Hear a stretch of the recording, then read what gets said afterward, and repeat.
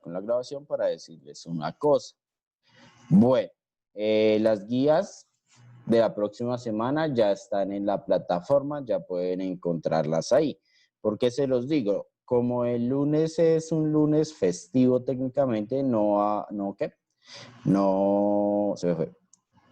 No va a haber una actividad. Hay una pequeña lectura sobre, pues, lo que es la prueba de competencias ciudadanas y qué es lo que pregunta y cuáles son las materias implicadas. En general, las materias que son implicadas en esa prueba son historia colombiana y global. ¿Cuál es la otra? Geografía colombiana y global, aunque geografía menos que historia. Y por último es básicamente ciencias políticas, que allá lo definen como una materia tipo el estudio de la Constitución colombiana, básicamente. Eso, dentro de 2 semanas. Se me olvidó. Sí, la próxima semana, como es receso, lo que les menciono es para dentro de 2 semanas. Entonces, ¿cuál es la actividad? Como solo va a haber una actividad y es la que está en la plataforma de filosofía, entran ahí y hay 2 actividades. Una de esas 2 actividades es un enlace para un quiz de solo 15 preguntas. Lo resuelven y listo, esa es su actividad. Pero tienen que resolverlo antes del 15, ¿listo? Antes del 15 a las 11:45 se cierra el quiz. ¿Por qué a esa hora? Pues es para que podamos debatirlo el viernes y además la plataforma no me dejó dar más tiempo, entonces pues 2 cosas a la vez limitaron la posibilidad de darles más tiempo. ¿Listo? Entonces, esa es la actividad para dentro de 2 semanas. Tienen pues 2 semanas para ir y resolver esas 15 preguntas. Ahora, si resuelven esas 15 preguntas, es vital que ingresen a la clase, porque si no ingresan a la clase ese viernes, pues no será tenido en cuenta los resultados de ese quiz, sino que tendrán que responder las preguntas anexadas en la guía, que son como 10, y justificar 5 de ellas en un párrafo. ¿Listo? ¿Queda claro entonces lo que queda para dentro de 2 semanas? ¿O tienen alguna duda? Sí, señor. Todo claro, profe. Listo. Todo Entonces, claro. recuerden resolverlo antes del 15 o si no les tocaría hacer la justificación de 5 preguntas y responder 10 preguntas. Obviamente esas preguntas que están en la guía las vamos a responder en clase en forma de debate. Pero, pues, sería eso para los que ingresen a la clase por obligación. Bueno, vamos entonces a continuar con la revisión de las preguntas faltantes. Denme un segundo que cargue esto. Esta vez no les vamos a poner tiempo, sino que vamos a revisar cuáles pueden ser. Denme un segundo esta cosa. Más o menos nos quedamos en la pregunta ¿cuál? 10 u 11. Denme un segundo. Bueno, entonces, retomando.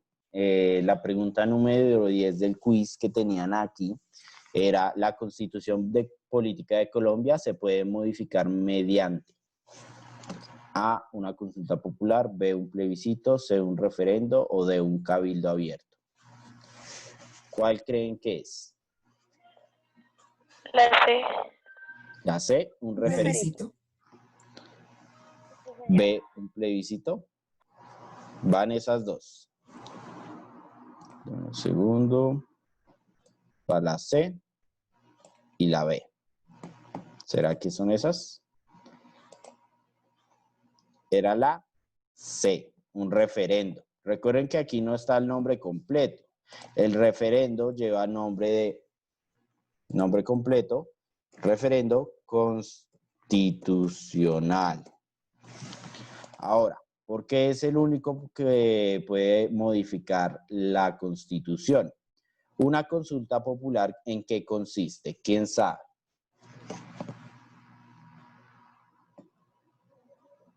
¿Idea? ¿Qué será eso de la consulta popular?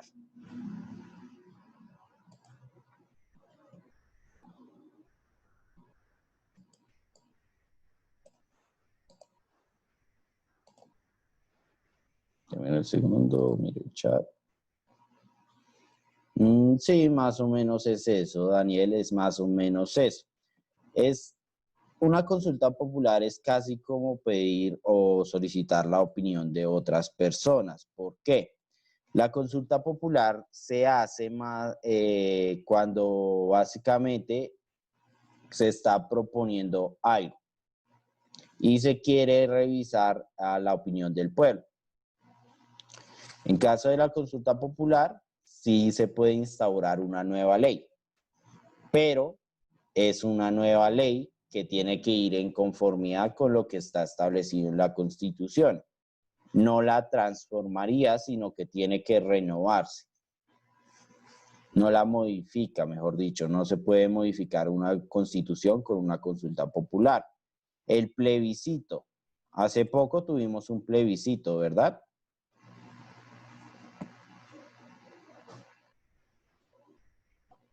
¿No? Señor, El plebiscito, ¿en qué consiste? ¿no era que el presidente llamó al pueblo como a una consulta, algo así? Exactamente. El plebiscito solo puede ser, pues, llamado por el presidente para poner a discusión básicamente una decisión que toma la rama ejecutiva. Es para eso que existe el plebiscito. Y el cabildo abierto es otra cosa ya diferente. ¿Quién sabe lo que es un cabildo abierto?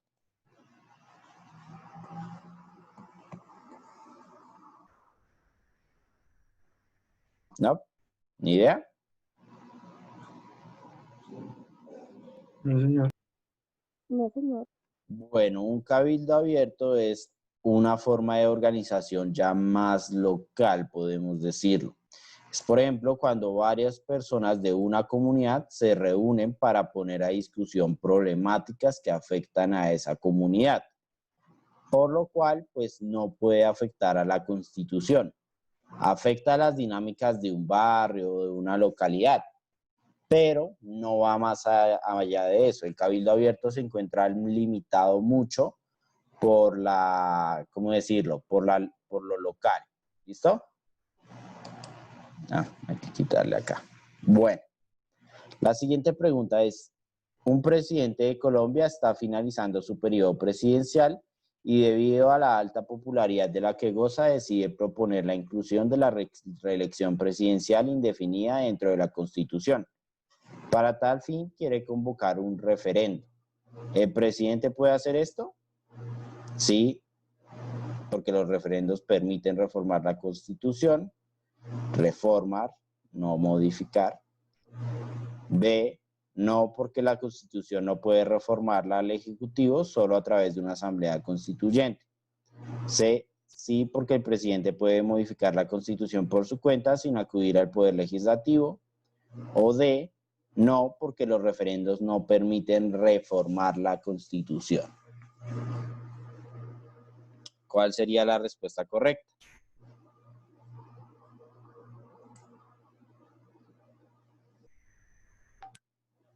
¿Cuál se les ocurre? Ah, La B. La A.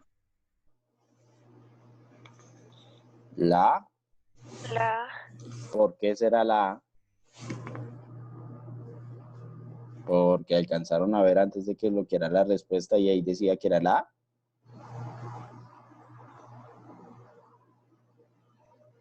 No. ¿Por qué será la A? Porque los referendos sí pueden reformar la Constitución. Sí, bueno, técnicamente sí. Técnicamente. Los referendos sirven para reformar la Constitución. No es la respuesta de la pregunta anterior porque un referendo no modifica la Constitución. ¿Cuál es la diferencia entre modificar una Constitución y reformarla? ¿Quién sabe?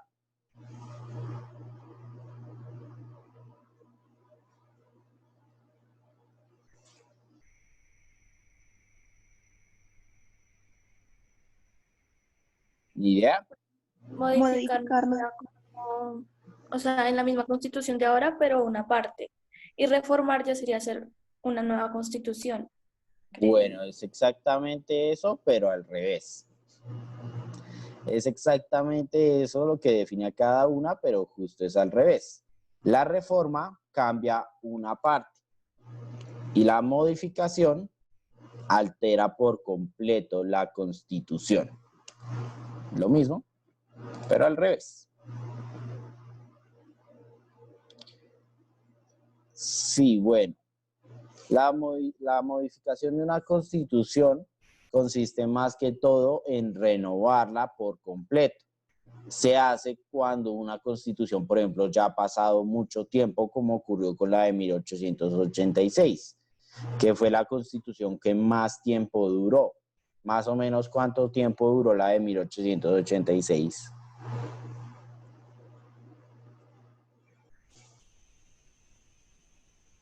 ¿Cuánto será que duró esa Constitución en Colombia?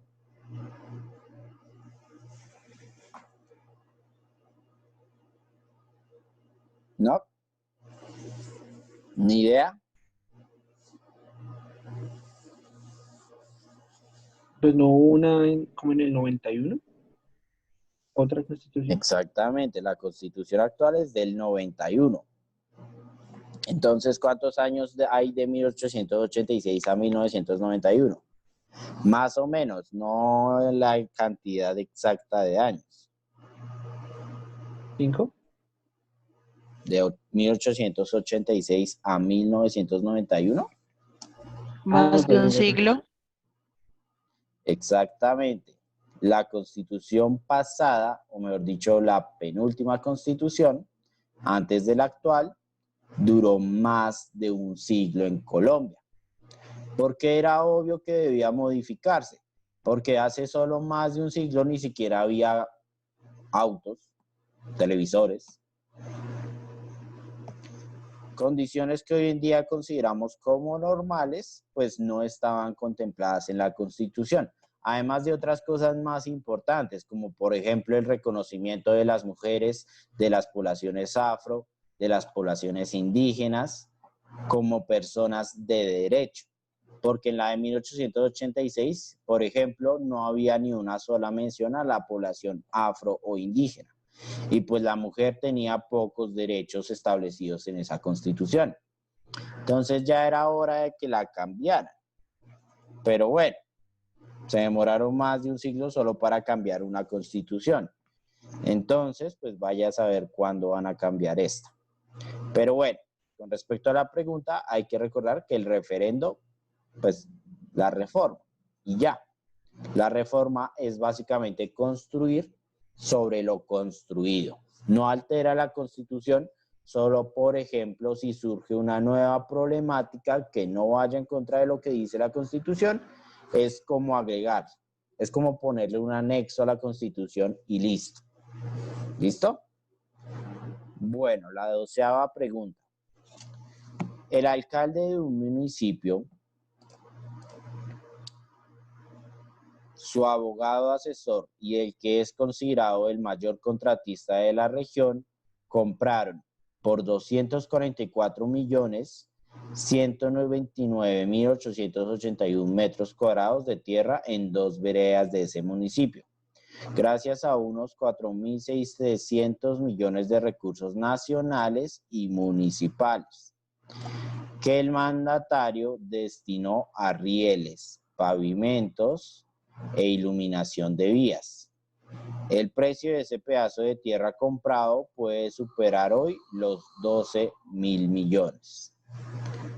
La situación ha sido conocida por diferentes personas quienes denunciaron que después de comprar esas propiedades, el alcalde incluyó dentro del Plan Básico de Ordenamiento Territorial, después les explico qué es esto, del municipio, inversiones en vías e iluminación que no estaban en el plan de desarrollo, que fue presentado al inicio del mandato, pero que sí favorecían la valoración de esos predios rurales. Consultado sobre esa denuncia, el alcalde reconoció que los beneficios no son solo para él y sus allegados, sino para toda la comunidad. Tomado y adaptado de www.elcolombiano.com, por lo tanto es una historia real. A veces el ICFES hace eso, coloca historias reales del país. De acuerdo con el texto anterior, los señalamientos en contra del alcalde obedecen a que los denunciantes A. no obtuvieron beneficio de la obra desarrollada en el PBOT. B. creen que el alcalde no ha hecho obras que beneficien al municipio. O C. tienen evidencia para afirmar que el alcalde abusó de su poder. O D. no quieren que el alcalde invierta en las zonas rurales del municipio. ¿Cuál será? A, B, C o D. ¿Cuál creen que será la respuesta correcta? La D. La B dice Nelson, la D me dijeron por acá. ¿Alguna otra opción?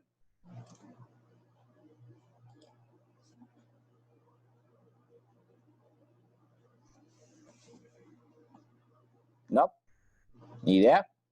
¿Se quedan con esas dos? La B. Bueno, vamos a ver esta cosa. La respuesta correcta era la D. Esto se pifió. Bueno, técnicamente no es la D. Técnicamente debería ser la C.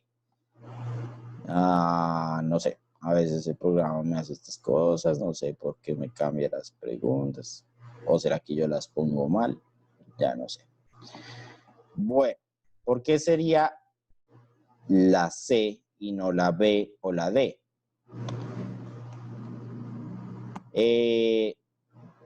¿Cómo decirlo?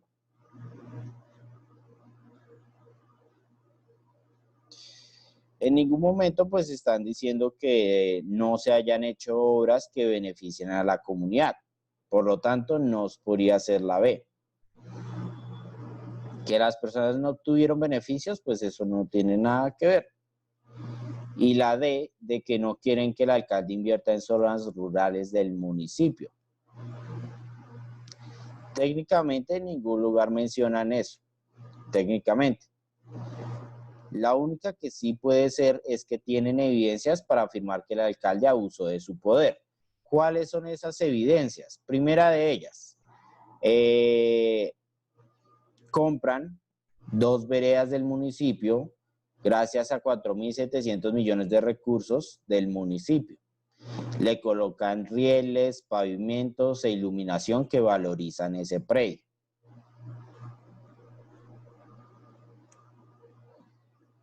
¿Cuál es el problema?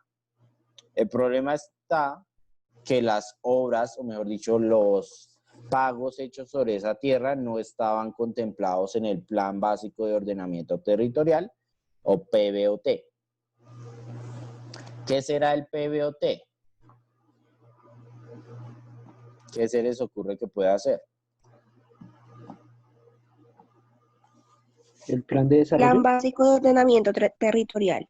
Sí, ¿y qué será eso? ¿Qué se les ocurre al escuchar plan de ordenamiento territorial? ¿Cómo debe estar organizado el municipio? Exactamente. A inicio de cada mandato, a los alcaldes se les ordena desarrollar un documento, que al final lo hacen personas que estudian cosas como antropología o sociología o geografía, y se lo pasan al alcalde para que lo revise. Es la verdad. Los alcaldes no es que terminen haciéndolo. Pero bueno, entonces, ese plan básico de ordenamiento territorial consiste en algo muy simple. Declara cuáles van a ser las obras destinadas desde un principio para el mandato. Es como, por así decirlo, el plan a futuro. Si una obra no está en este plan básico, pues entonces quiere decir que se está ocultando algo, porque es exigencia determinar desde un principio cuáles obras se van a comenzar a realizar.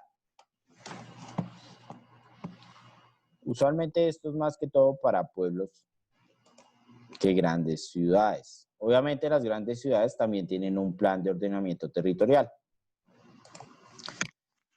Pero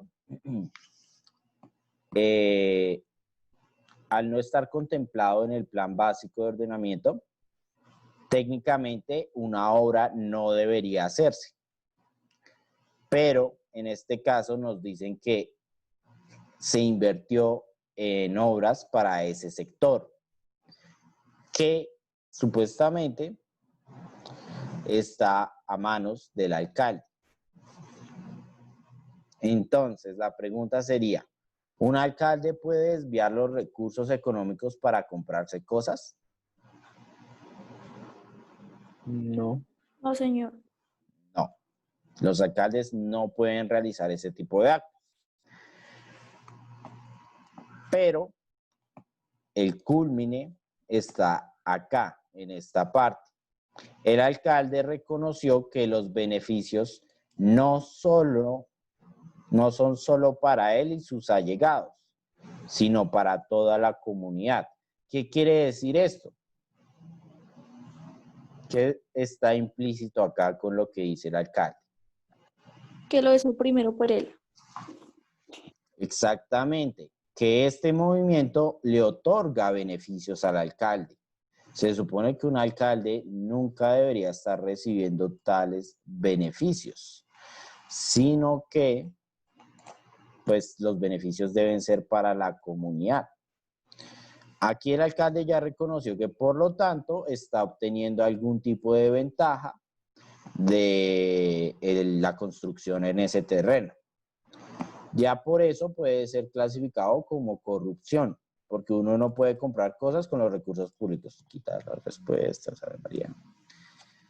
Bueno, siguiente pregunta.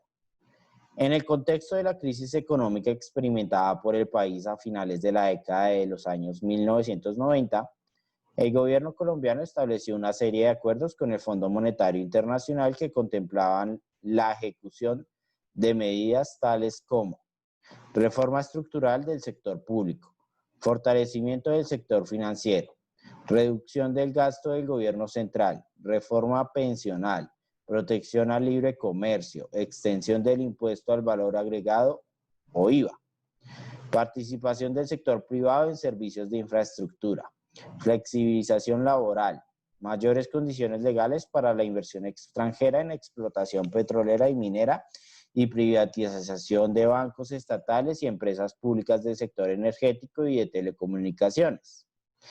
Estas medidas pueden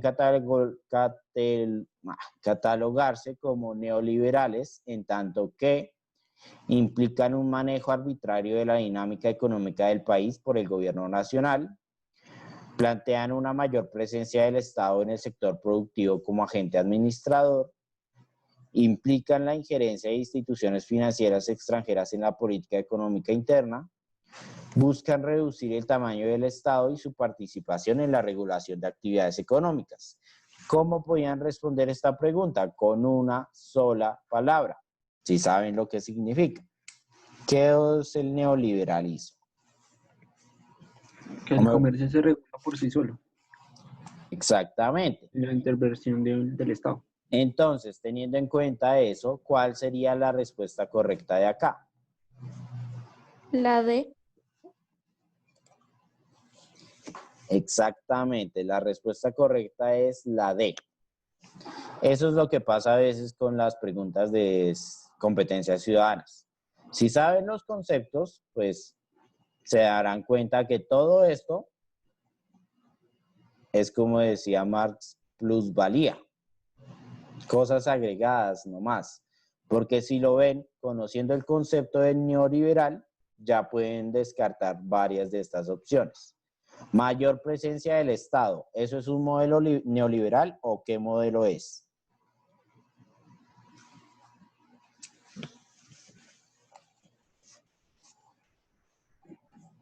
Cuando el Estado interviene más, ¿es neoliberalismo? Capitalista, ¿no? Pues sí, ambos técnicamente serían capitalistas. Pero, ¿será que un Estado neoliberal es donde interviene? No. No, señor. Cuando un Estado es intervencionista o interviene mucho en las estructuras económicas, se le llama un Estado proteccionista. Eso es cuando interviene. ¿Listo? Bueno, chicos, chicas, no.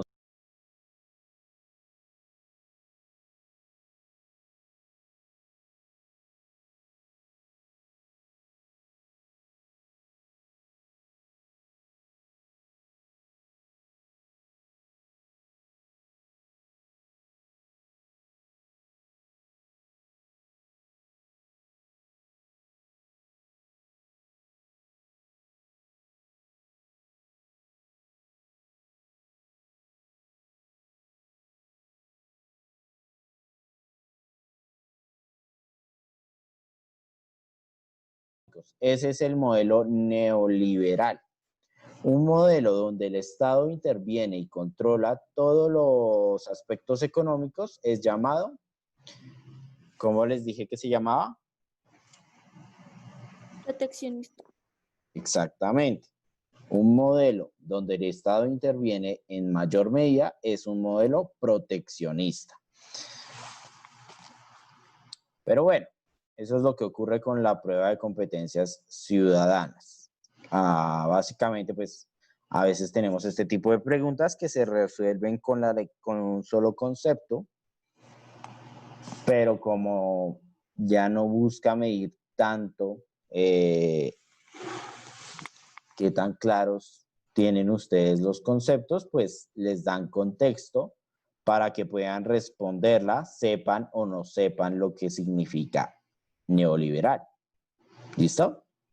Es para eso que existe esto, para eso, para las personas que no tienen claro un concepto, puedan extraer el resultado a partir de la lectura.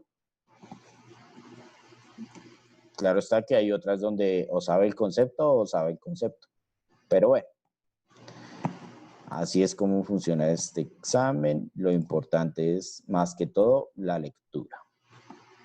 Bueno, siguiente pregunta. En el Plan Nacional de Desarrollo de Colombia de la década de los años 1990, se afirma lo siguiente. La eficiencia no puede ser antagónica con la equidad. Por tanto, en las determinaciones públicas primarán siempre consideraciones para que el juego del mercado no comprometa la equidad ni restrinja el acceso y la participación equitativa de los más pobres. En este fragmento se adapta una postura crítica frente al modelo neoliberal porque se reconoce el papel central del Estado en la buena gestión y administración de los recursos públicos. Se define el mercado como el principal mecanismo para distribuir eficientemente los beneficios del crecimiento económico. Se afirma que sin la intervención del Estado no es posible garantizarle buenas condiciones de vida a toda la población. Se señala implícitamente que la privatización de las empresas del Estado es un mecanismo eficiente para garantizar la equidad.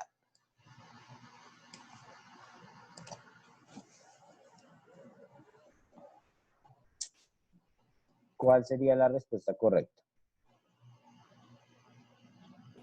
La C. La B. Deme un segundo. ¿Dónde está esto? Acá. ¿La C o la B? ¿Se les ocurre alguna otra?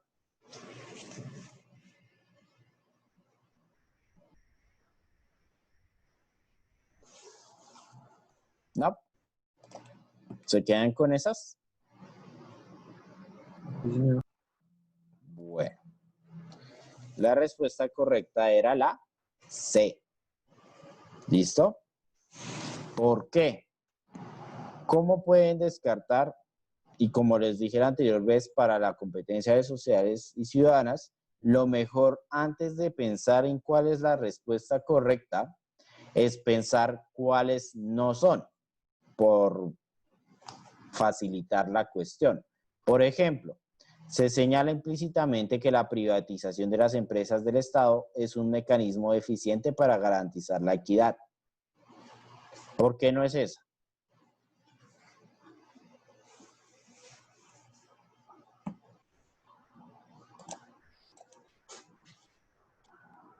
¿Idea?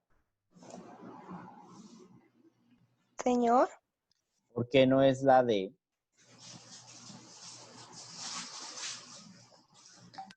porque ahí dice que no compromete la equidad ni restringe el exceso y la participación equitativa de los más pobres. Y ahí le el Estado es un mecanismo eficiente para garantizar la equidad. O sea, dice lo contrario. ¿Privatizar empresas garantiza la equidad o solo acrecenta a veces gastos? Gasto. Exactamente. Por ejemplo, pueden ponerlo en el sector educativo. Las universidades se dividen entre privadas y públicas. ¿Cuál cuesta más? ¿Las privadas o las públicas? Las privadas. Exactamente. ¿Por qué será? ¿Quién financia la educación en la privada? ¿El Estado o los consumidores, que en este caso son los estudiantes? Los consumidores. Los consumidores. Consumidores. En la universidad pública la financia el consumidor y el Estado. Se vinculan los dos. Es debido a eso que la universidad pública es más barata. A menos de que le hagan la trampa que siempre hacen de cobrarle muchísimo más y después si usted alega y si le cobran menos. Siempre lo hacen. En todas las universidades públicas, no sé por qué, tienen esa mala maña. Pero bueno. Las instituciones públicas son las que permiten menores costos, ya que el Estado tiene que financiarlas en cierta medida. Privatizar no garantiza la equidad, porque hay personas que no pueden pagarse servicios de carácter privado. Ahora, ¿por qué no podía ser la B? ¿Será que el mercado sí es el mecanismo principal para distribuir los recursos de manera eficiente? Es decir, ¿una empresa privada y sus accionistas están dispuestos a repartir el dinero de una manera equitativa? ¿Qué dicen? No. No, señor. ¿No? ¿Por qué será? Eso me hizo acordar de una película de Disney, Pixar, Los Increíbles, cuando están regañando a Bob, o mejor dicho, a Mr. Increíble. ¿Por qué lo están regañando? ¿Quién se acuerda? ¿Hace mucho no ven Los Increíbles? Porque me acordé, no sé. Pero No, señor. en una parte dicen, hay que pensar en las personas. Y después el jefe dice, hay que pensar en nuestras personas, nuestros accionistas en primer lugar.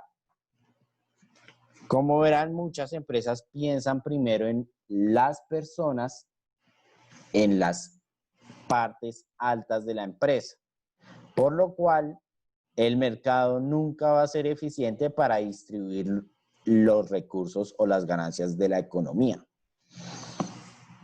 Eso se puede ver, por ejemplo, en el contexto real. ¿Quiénes creen que son las personas que más evaden impuestos?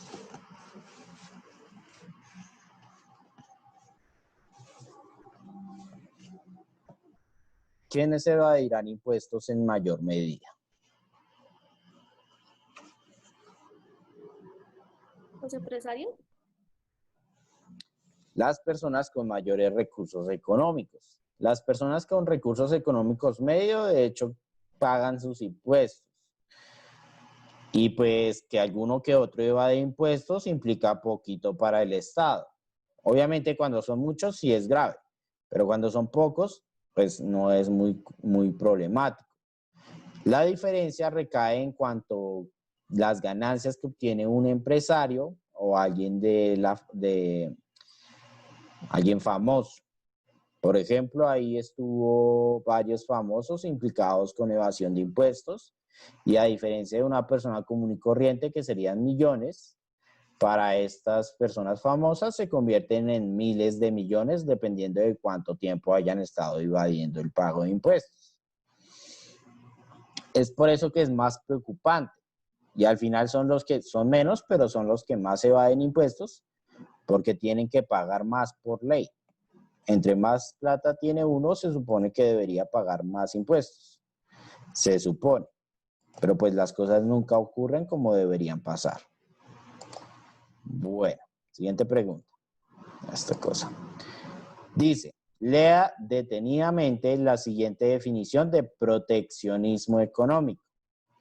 Se puede definir el proteccionismo como el uso de varios mecanismos con el objetivo principal de proteger a las empresas nacionales de la competencia extranjera. El mecanismo más utilizado es el de aplicar un alto nivel de impuestos a la entrada de productos hechos en otros países. Estos impuestos se denominan aranceles. Los aranceles son una barrera ya que son costos que tienen que pagar las empresas al comerciar entre países. Estos costos aumentan el precio del producto y por lo tanto dificultan su venta. Tomado de la República, Teniendo en cuenta el fragmento anterior, ¿en cuál de las siguientes condiciones se justificaría el uso del modelo proteccionista en un país? Cuando se fabrica tecnología de punta para optimizar la producción de alimentos. Cuando tiene suelos desérticos que impiden la producción de alimentos. Cuando importa un buen número de alimentos que se producen en su territorio. Cuando exporta más alimentos de los que compra en los mercados extranjeros. ¿Cuál será la respuesta correcta?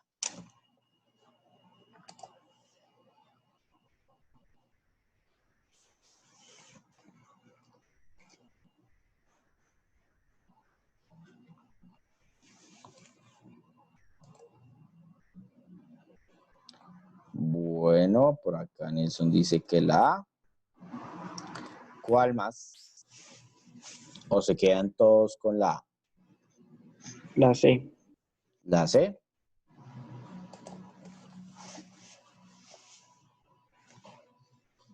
¿Alguna otra?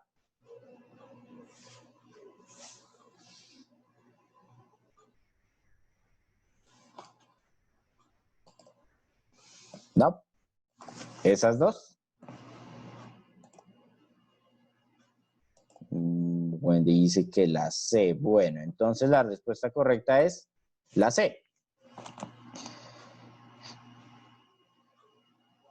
Pues fabricar tecnología de punta no justifica el proteccionismo. De hecho, sería muy difícil fabricar tecnología de punta sin recursos provenientes del extranjero. Sí, claro, Colombia que tiene grandes riquezas, pues en productos minerales podría tener por un tiempo el mantenimiento, pero al final se terminan acabando. Y pues la producción de tecnología es una de las cosas que más consume. Cuando tiene suelos desérticos que impiden la producción de alimentos, ¿ahí legitima o justifica el uso del modelo proteccionista o es una razón para no aplicarlo?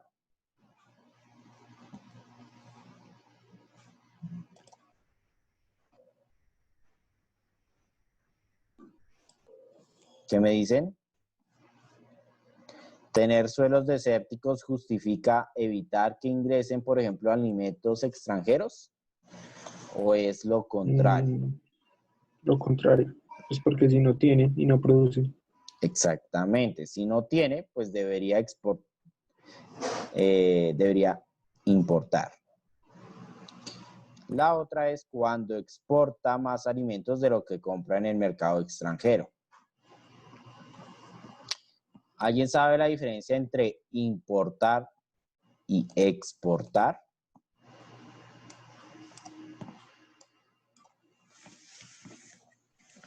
Importar es, o sea, de los productos de otros países traer al país de uno. Y exportar es lo contrario. Exactamente. Importar es comprarlos y exportar es venderlos. Básicamente es eso, ¿listo? Ahora, exportar no es un modelo proteccionista, es competencia de mercado. Pero justificar el proteccionismo cuando se importa alimentos que se producen en el territorio. Eso sirve para justificarlo, pero puede que pase o puede que no. Por ejemplo, en el caso colombiano, ¿se importa o se exporta más?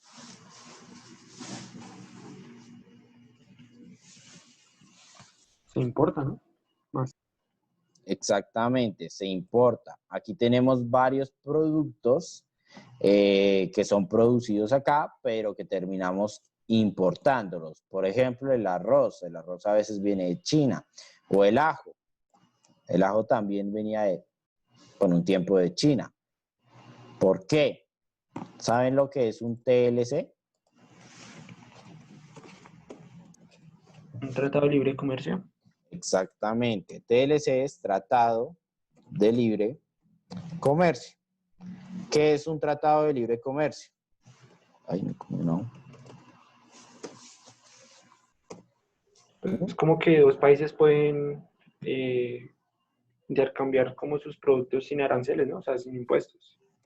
Básicamente es eso. Es un acuerdo entre dos y de vez en cuando más países, pero muy de vez en cuando, usualmente son solo dos, que establecen acuerdos para, por así decirlo, mantener ciertas relaciones comerciales, un estándar comercial. Eso se puede ver como un ejemplo. Colombia tiene tratados de libre comercio con varios países, entre los cuales se encuentra China y Estados Unidos. Y de hecho el Tratado de Libre Comercio con Estados Unidos implicó un debate en torno a una problemática. ¿Alguien sabe qué problemática? No. Hace algunos años,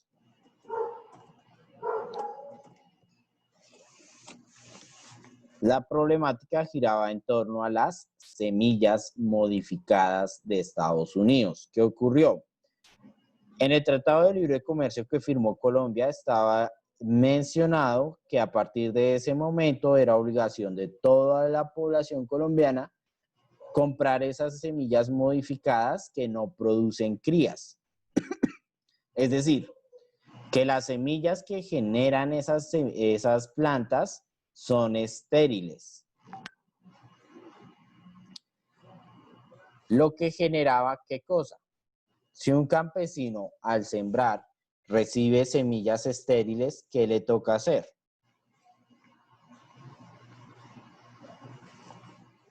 Es decir, el campesino compra las semillas por primera vez. La siembra, se produce una planta, esa planta produce unas semillas, pero esas semillas son estériles. Cuando las va a sembrar, no producen absolutamente nada. ¿Qué le toca hacer al campesino entonces? Volver a comprarla. Exactamente. Ese fue el debate en ese momento. Como estas semillas no producían otras semillas que germinaran, pues entonces a los campesinos les tocaba volver a comprar las semillas y de esa manera, pues, primero se ahogaba la población campesina porque no todo el mundo tiene para andar comprando cada vez que tenga que sembrar nuevamente. Y segundo, estamos hablando de determinar las condiciones del mercado, porque tradicionalmente los campesinos sembraban y se obtenían semillas que volvían a sembrar. Pero bueno, todo eso cambió con ese tratado.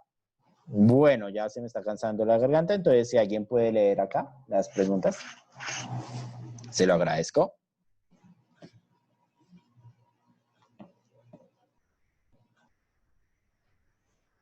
No, nadie. ¿Qué pasa con ese espíritu colaborador?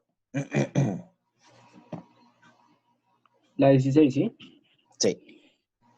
Dice, el Centro Nacional de Memoria Histórica de Colombia define el desplazamiento forzado como un fenómeno masivo, sistemático, de larga duración y vinculado en gran medida a las disputas entre actores armados por el control de territorios estratégicos. Según esta definición, ¿por qué el desplazamiento forzado permite comprender características propias del conflicto armado en Colombia? A. Porque el desplazamiento forzado es un fenómeno social de larga duración que solo se presenta en Colombia. B. Porque el desplazamiento forzado pone en evidencia directamente los intereses económicos de los actores en el conflicto. C. Porque el desplazamiento forzado permite determinar el efecto directo del conflicto armado sobre la población urbana. Y D. Porque el desplazamiento forzado permite identificar zonas históricamente controladas por un único actor armado. Bueno, entonces, ¿recuerdan lo que les aconsejé cuando hicieran la parte de competencias ciudadanas? ¿Qué es lo que es más fácil buscar? ¿La respuesta correcta o las respuestas incorrectas? Incorrecto. ¿Listo? Entonces comencemos buscando respuestas incorrectas. ¿El fenómeno del desplazamiento forzado solo se presenta en Colombia?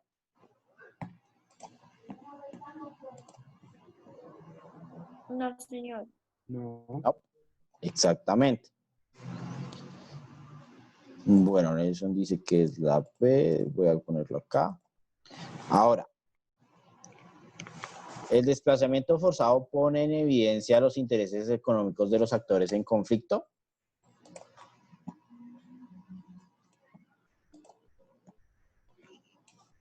Es posible.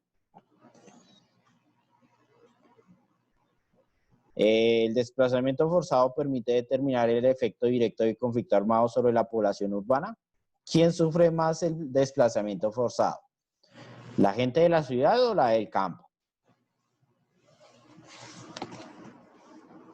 La del campo. La del campo, por lo tanto, tampoco podía ser la C. El desplazamiento forzado permite identificar zonas históricamente controladas por un único actor armado. ¿Qué es lo que descarta esta opción?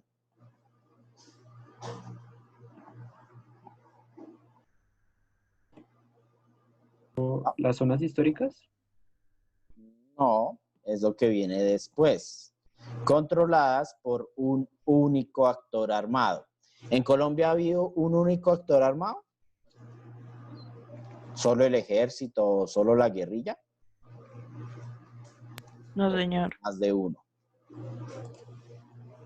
Son más de uno. La guerrilla, los paramilitares, narcotraficantes, esmeralderos, Y bueno, si me pusiera a mencionar todos los actores armados de Colombia, pues se me va toda una vida. Porque ahorita surgen nuevos como las BACRIM, que son en realidad paramilitares, solo que como no se puede decir que Uribe tiene procesos de paz inadecuados, entonces hay que ponerles otro nombre. Porque sí, son paramilitares. Bueno, la respuesta correcta, después de descartar las demás, era la B.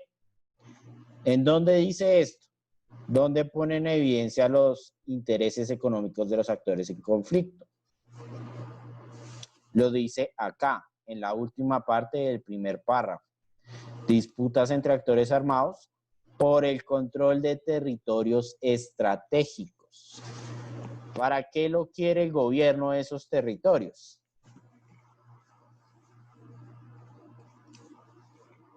Usualmente, ¿qué hacen en el campo?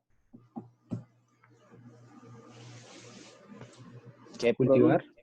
Cultivan. Exactamente. Además, esas zonas también son ricas en minerales y petróleo.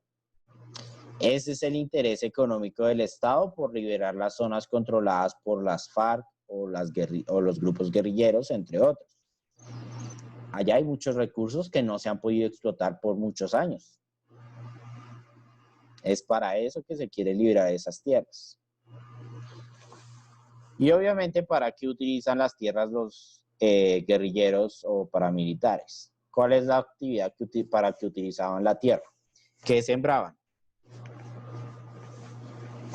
Coca. Exactamente, para eso la querían, para sembrar coca. Y bueno, otras sustancias psicoactivas que se obtienen a partir de plantas, como por ejemplo la heroína. Pero bueno, listo, siguiente pregunta. ¿Quién me puede hacer el favor de leer?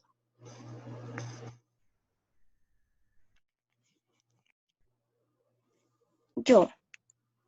Las revoluciones sociales son transformaciones rápidas y fundamentales de la situación de una sociedad y de sus estructuras de clase.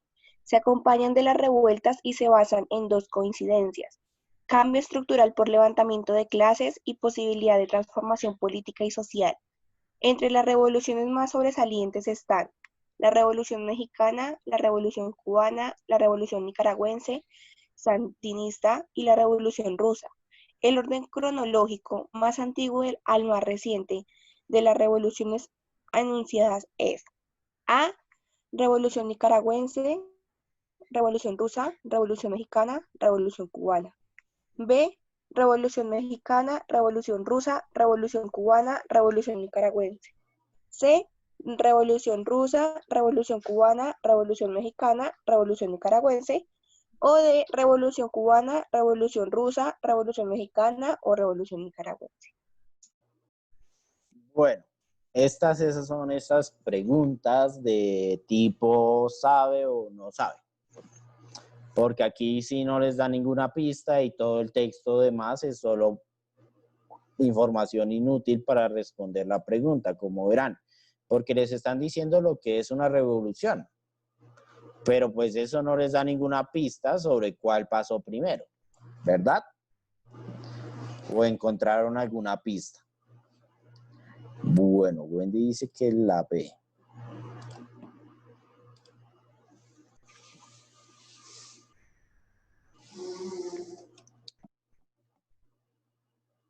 Como les digo, es de saber o no saber. ¿Quién sabe? Nelson también dice que la B. ¿Se quedan con la B?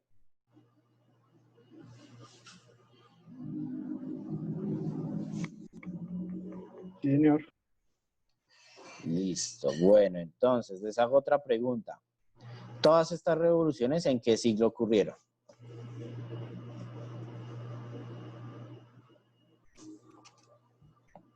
En el 20. Exactamente, en el 20. La que ocurrió primero es la Revolución Mexicana, ocurre más o menos a inicios, bien iniciados del siglo XX. Después viene la Revolución Rusa, que ocurre después de qué. ¿Quién sabe qué pasó antes de la Revolución Rusa? ¿Qué ocurrió antes de lo que ocurrió en Rusia? ¿En Rusia? Rusia debería decir ahí. ¿Alguna de las guerras mundiales? Exactamente, la Revolución Rusa ocurre después de la Segunda Guerra Mundial.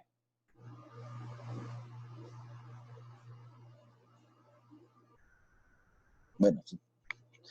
Pero en términos generales, a nivel global, la Revolución Rusa ocurre después, o intermedio más o menos, de la Segunda Guerra Mundial.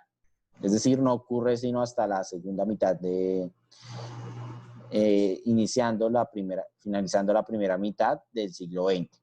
Ya después la Revolución Cubana, esa ocurre en el año de 1959, a inicios de la segunda mitad.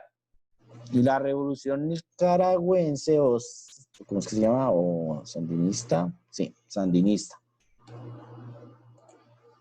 ¿En qué consistirá? O eso ocurre a finales del siglo XX. ¿Qué estaba ocurriendo a finales del siglo XX en Latinoamérica? ¿Quién se acuerda? Lo habíamos visto anteriormente. Las dictaduras Exactamente. capitalistas de Las derecha. dictaduras militares. Eso es lo que estaba ocurriendo a finales del siglo XX. Pero como les digo, pues esta pregunta es más que todo de saber o no saber. Si no saben la respuesta, pues nunca van a conocerla a partir del texto, porque el texto no les está dando ninguna pista, les está dando información, pero no les da pistas sobre cuál ocurrió primero. ¿Listo?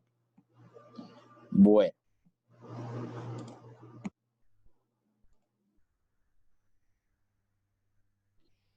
¿Listo? ¿Quién puede leer esta?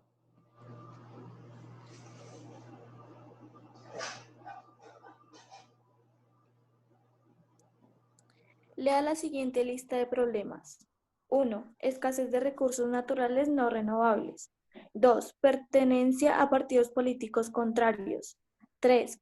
Crecimiento demográfico de la población rural. 4. Distribución desigual de la propiedad de la tierra. ¿Cuáles de esos problemas son causas del conflicto agrario en Colombia? A. 1 y 3. B. 1 y 4. C. 2 y 4. D. 1 y 2. Bueno, para la respuesta correcta, están diciendo que la C. 2 y 4. Ahí esta cosa no puso bastante. 2 y 4. ¿Se quedan con esa?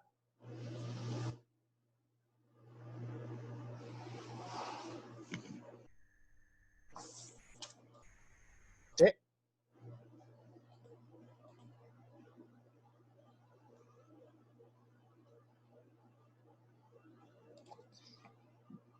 Ya les explico. Bueno. Esto ya les explico. La respuesta correcta es, como han dicho, ahí está. Efectivamente, la C. ¿Por qué? La escasez de recursos naturales no renovables no tenía nada que ver con el conflicto agrario en Colombia. El crecimiento demográfico de la población rural. ¿Dónde creen que crece más la población? ¿En el campo o en la ciudad? En la ciudad. En la ciudad, exactamente. Por eso no tiene ningún sentido esa tercera pregunta. Ahora, ¿qué tenían que ver los partidos políticos contrarios en el conflicto agrario en Colombia? Eso lo habíamos visto, pero no me acuerdo en qué periodo, si fue el periodo pasado más o menos. Sí, el periodo pasado. ¿Qué ocurre? ¿A quién apoyaba el Partido Conservador?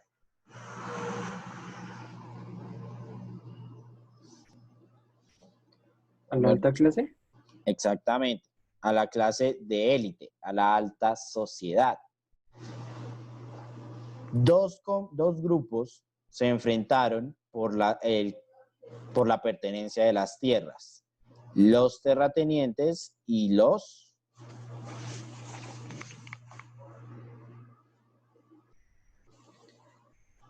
¿Cuáles eran los otros?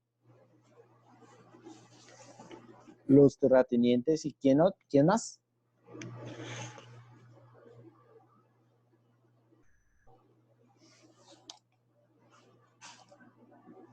¿Quiénes trabajan la tierra?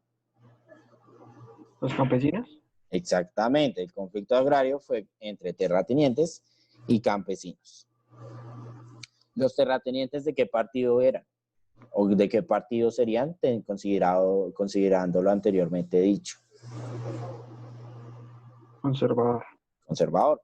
¿Y los campesinos?